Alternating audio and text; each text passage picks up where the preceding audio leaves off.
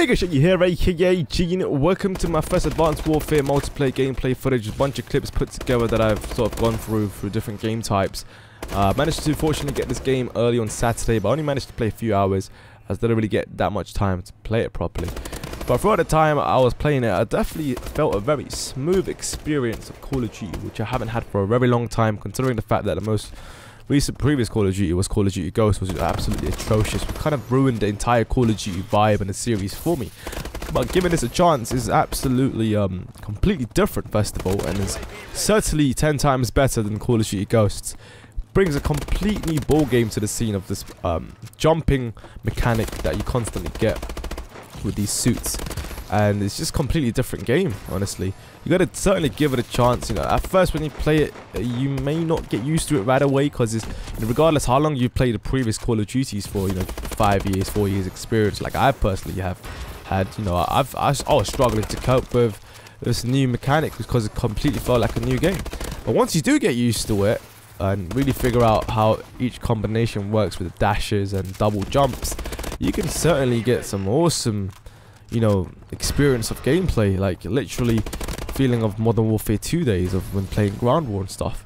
Although it feels rather overwhelming of just players all over your face, jumping all over the place, but once you do figure out the positioning and spawns and then really get the map awareness, it can get fun.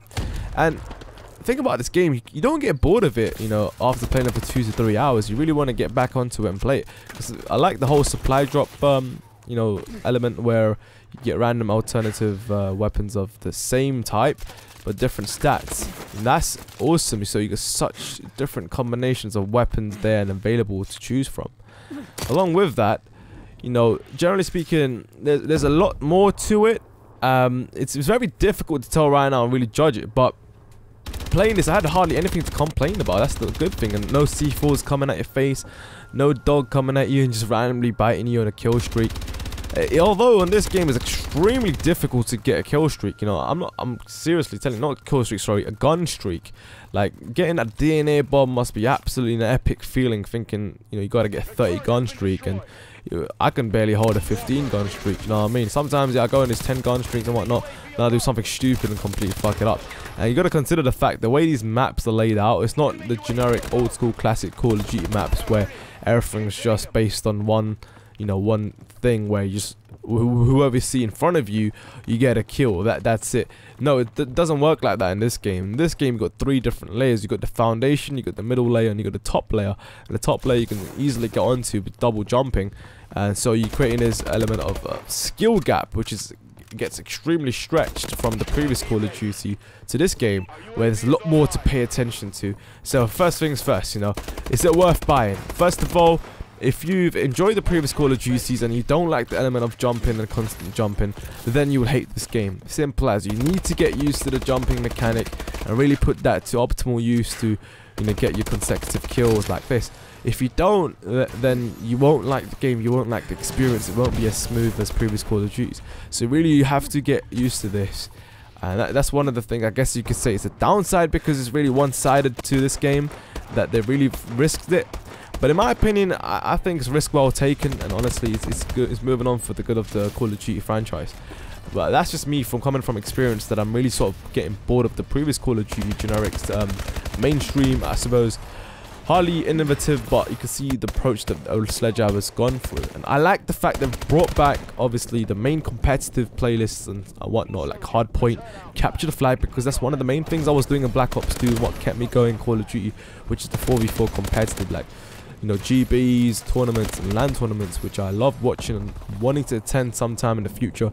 Call of Duty Ghosts ruined that, because they never really had that approach, and I'm loving this game type for Uplink, which is going to be a competitive game type. Love the way you can get the ball, throw it at your opponents, they'll automatically catch it, you force them to catch it, and you kill them, grab the ball again, and go for some clutch plays, and get some nice caps. Get 2 points for actually getting your character into their zone with the ball, or if you throw it as a basketball sort of hoop, yeah, 1 point. So that is freaking amazing. Love that new innovative idea for a competitive game type, which I would never expect someone like Call of Duty, anyone that works on Call of Duty to do such a good, consider the fact that the previous competitive game type was Blitz. I mean, such a transition. You gotta really think like, wow, that's amazing. You know what I mean? So I'm enjoying the game at the moment. Hardly anything to complain about.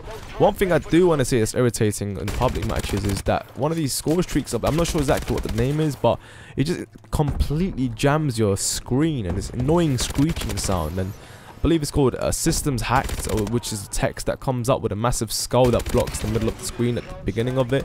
So like this animation, just like blurred screen. That is extremely aggravating because that lasts really long. I don't know, about 30 or 45 seconds. That is annoying. I think you have to use a particular perk to completely avoid that.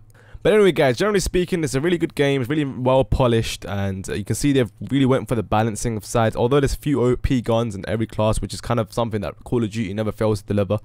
But other than that, regardless, I would say, first of all, my primary console for Advanced Warfare is going to be Xbox One, where my squad is, where we're going to be doing GBs and whatnot.